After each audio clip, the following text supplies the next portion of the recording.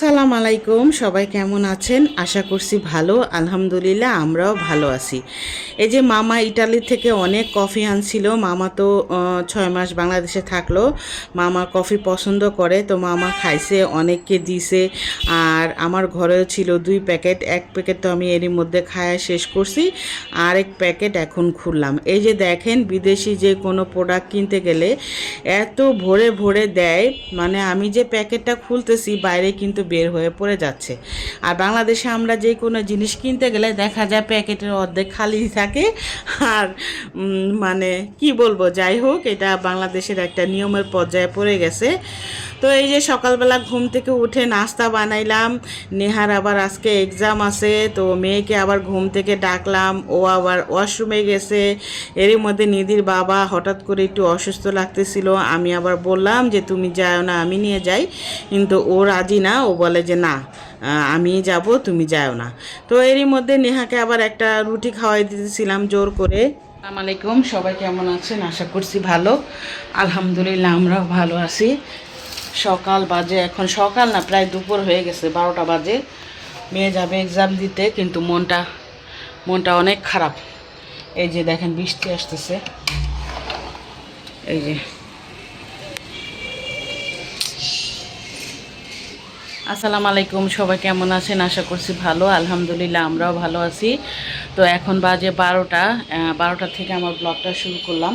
এই যে দেখেন, মেয়ে পরীক্ষা দিতে যাবে, হঠাৎ করে দেখি বৃষ্টি, মনটা ভীষণ খারাপ লাগতেছে। আবার এর মধ্যে নিধির বাবার শরীরটা অসুস্থ হয়ে গেছে। নিধির বাবাকে বলতেছে যে আমি যাই, কিন্তু না, ও বলে না, আমিই যাব। ও আমার যাইতে দিতে চায় না, কারণ সেই 5 ঘন্টা রাস্তায় বসে থাকতে হবে। আমার অভ্যাস আছে, কারণ আমি নেহাকে নিয়ে এসএসসি পরীক্ষা, ইন্টার পরীক্ষা, মানে সব পরীক্ষায় রাস্তায় বসে বসে মেয়েকে নিয়ে অনেক অপেক্ষা করছি। তারপরে 8-এর পরীক্ষায়, 5-এর পরীক্ষায়, তো আমার না সমস্যা হয় না। কিন্তু ও এখন বলে না, তুমি থাকো, তুমি যেহেতু এখন অসুস্থ, এই জন্য আমি নিয়ে যাই। এখন দেখি ওর যদি বেশি খারাপ লাগে আমি নিয়ে যাব ওকে। আর এই যে দেখেন, অলরেডি কিন্তু এই যে বৃষ্টি হইতেছে ঝিরিঝিরি, ক্যামেরার ভিতরে দেখা যায় না ওরকম।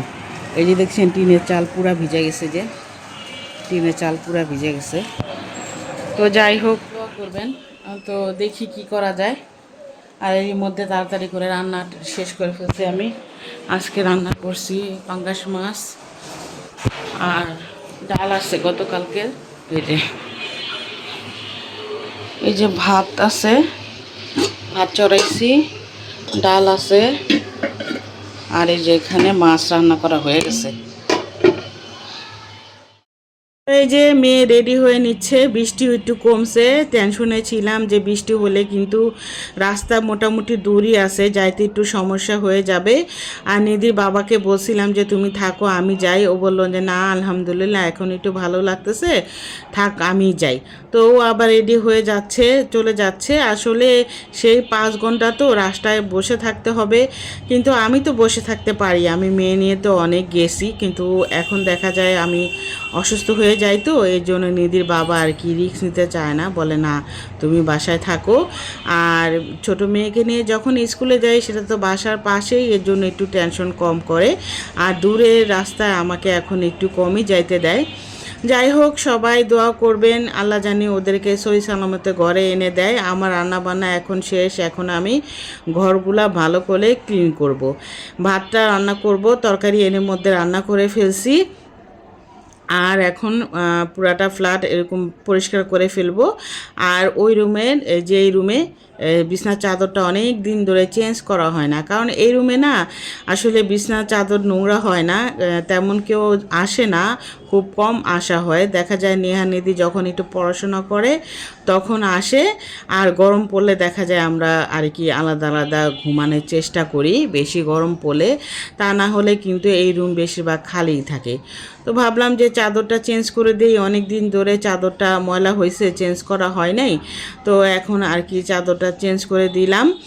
আর দূরে কোথাও গেলে না মনটা ভালো লাগে না, একা একা মনে হয় কি সময় কাটে না। নিধিও দেখা যায় চুপচাপ হয়ে যায়, একা বসে বসে টিভি দেখে, আর আমিও সংসারে টুকিটাকি কাজ করে তারপরে দেখা যায় টিভি দেখতে থাকি। আর আমার কিন্তু কাজ করতে বেশি সময় লাগে না। আমাকে দেখে অনেকে মনে করে আমি হয়তো ঘরে কোনো কাজই করি না।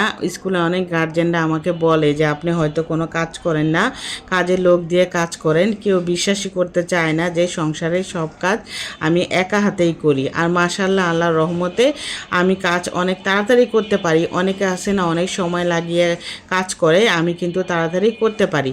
যাই হোক, এখানে বিছনাটা ঝেড়ে নিলাম, বিছনা চাদরটা চেঞ্জ করে আবার বিছনাটা ঝেড়ে নিলাম। তো এখন আমি ওই রুমে যাব, ওই রুমেও আমি বিছনা চাদরটা ঝাড়বো আর ওয়ারড্রপের কাপড় চোপড়গুলা বুঝাবো। এই রুমের চাদরটা চেঞ্জ করে দিলাম। আমার রান্নাও শেষ, ভাত রান্না করলাম, তারপরে পাঙাশ মাছ রান্না করছি, ডাল আসছিল কালকে সেটা ফ্রিজে, সেটা গরম করলাম। আর এরই মধ্যে নেহা চলে গেল পরীক্ষা দিতে। আমি আবার একটু ভয় পাইছিলাম, বৃষ্টি হচ্ছিল, দেখাইলাম তো আপনাদের সাথে। এই যে দেখেন বৃষ্টিটা এখন কমে গেছে। তো আলহামদুলিল্লাহ, ওর বাবা আবার নিয়ে গেল। ওর বাবা হঠাৎ করে অসুস্থ হয়েছিল, এখন নাকি একটু ভালো লাগতেছিল, ওই জন্য গেল। আমি বলছিলাম যে আমি নিয়ে যাই, ও আমাকে যাইতে দেয় না, কারণ সেই আস্তে আস্তে 6টা বাজবে। আগে কিন্তু আমি ওর ছোট থেকে আমি ওকে নিয়ে গেছি পরীক্ষার সময় বা ক্লাসের সময়। দেখা যায় তো 6 পর্যন্ত আমি 12টা ও 12:30 পর্যন্ত স্কুলে বসে থাকতাম। 6-এ যখন মেয়ে ক্লাসে উঠছে তখন মেয়ে আমাকে বলছে যে আম্মু তুমি চলে যাও। তো ওকে দেখা যায় তো রিক্সা দিয়ে আসতাম, আমি হেঁটে আসতাম। তারপরে আবার আমি হেঁটে যাইতাম ওকে আনতে, আসার সময় ওকে নিয়ে রিক্সা দিয়ে আসতাম। তো এখন না মানে এই অসুস্থের কারণে নিধির বাবা আমাকে যাইতে দিতে চায় না। এই অসুস্থের কারণে দেখা যায় নিধির স্কুল আমার জন্য অনেক মিস হয়। তো নিধিকেও বলছি যে আমি ইদানিং কয়েকদিন নিয়ে যাব, পরে ওর বাবা সকালে দিয়ে আসবে, আমি যাই ছুটির সময় নিয়ে আসবো। তো এই অবস্থা। আর আজকে কিন্তু প্রচণ্ড গরম পড়ছে, আর নিধির বাবা কিন্তু অসুস্থ হয়ে গেছিলো, তারপরে ও বললো যে না এখন একটু ভালো লাগতেছে যাই। তো সবাই দোয়া করবেন আমার মেয়ের জন্য, ওর বাবার জন্য। আল্লাহ জানে আমার এই ছোট্ট পরিবারকে ভালো রাখে, সুস্থ রাখে। আমিও আপনাদের জন্য দোয়া করি। আর এরই মধ্যে আমি রান্না সব কমপ্লিট করে ফেলছি। তো এখন আমি ওই রুমে যাব, ওই রুমে অনেক কাপড় জমে আছে, সেই কাপড়গুলো ভাঁজ করব, তারপরে ঘরটা বিছনাটা ঝাড়বো। ওই রুমে ছোট মেয়ে টিভি দেখতেছে, আর এই রুমে অনেক কাপড় চোপড় আছে, আসলে এগুলো অনেক ভাঁজ করতে হবে। কম্বলটা বসছিলাম ড্রাই ওয়াশ করতে দিব, সেগুলো দেওয়া হচ্ছে না।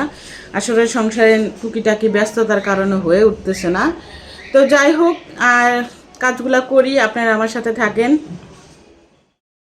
এই যে দেখেন 2 দিন কাপড় না ধুলে এত কাপড় জমে। গতকালকে আমি কাপড় ধুইছিলাম, আর এই কাপড়গুলা বারান্দা থেকে এনে এখন ভাঁজ করে রাখবো যার যার ডয়ারে, সেখানে এক এক করে দিয়ে দিব। আর নিধির কাছে নিধি রেখে দিবে। তো এই যে নিধির বাবারও গেঞ্জি প্যান্ট এগুলা ধুইছিলাম।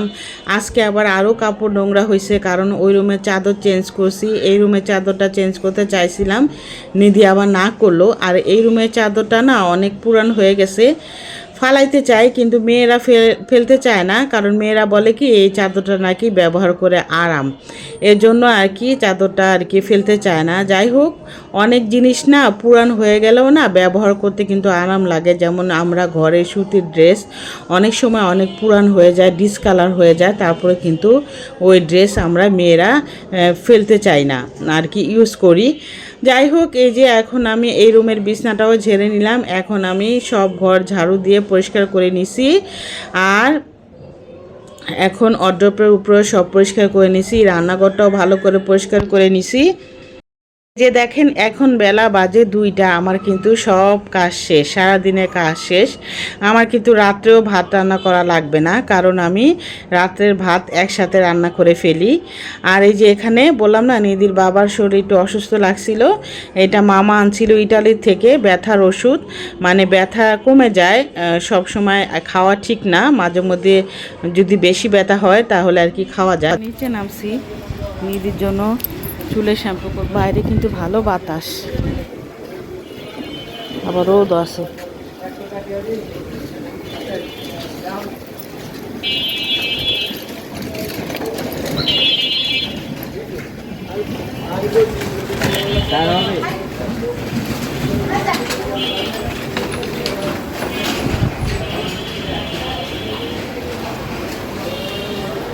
বাইরে কেদা, বৃষ্টি আসে আবার রোদ উঠে, কোন মানে বুঝি না।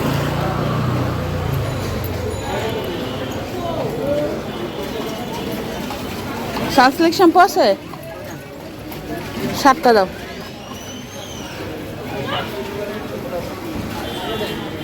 হ্যাঁ দাও, কালোটা দাও।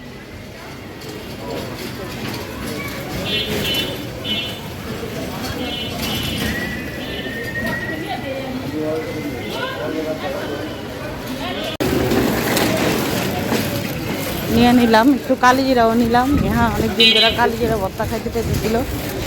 বাবারে বাবা, এই কুকুর দেখে ভয় লাগে।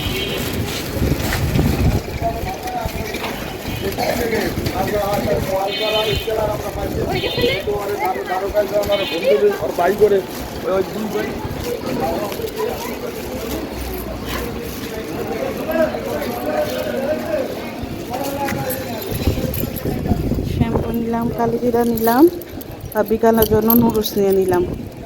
নুডলসের স্যুপ খায় ওরা, ওই জন্য ভাবলাম একটু নুডলস নিয়ে নিই। সেই বিকালে আবার নামতে হবে,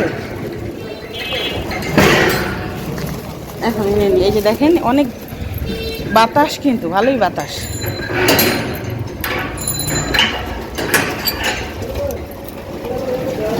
তালাটা লাগাই।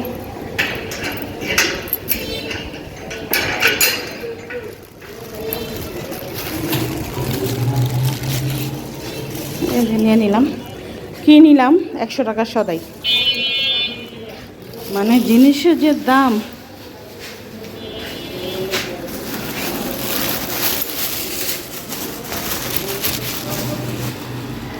$100 নিয়ে বের হইলে মনে হয় কি টাকাই না, টাকার কোনো মূল্যই নেই। যাই হোক, যাই বাসে যাই। এরই মধ্যে নেহা আসছে পরীক্ষা দিয়ে। তো নেহা এসে বলল যে ওর বাবা নাকি রাস্তার ভিতরে, ওরা সাইডে রিক্সা দামাদামি করতেছিল, একটা মাইক্রো এসে নাকি ওদেরকে অনেক জোরে ধাক্কা মারছে। নিধির বাবার গায়ে নাকি হালকা একটু লাগছে। তো আল্লাহর রহমত যে আল্লাহ মানে কোনো বিপদ হয় নাই, আল্লাহর রহমতে আল্লাহ সব কিছুতে বাঁচায় নিয়ে আসছে। তো আল্লাহ এত বড় একটা বিপদ থেকে আল্লাহ রক্ষা করছে। এখানে একটু চাপড়ি বানাচ্ছিলাম বাচ্চাদের জন্য।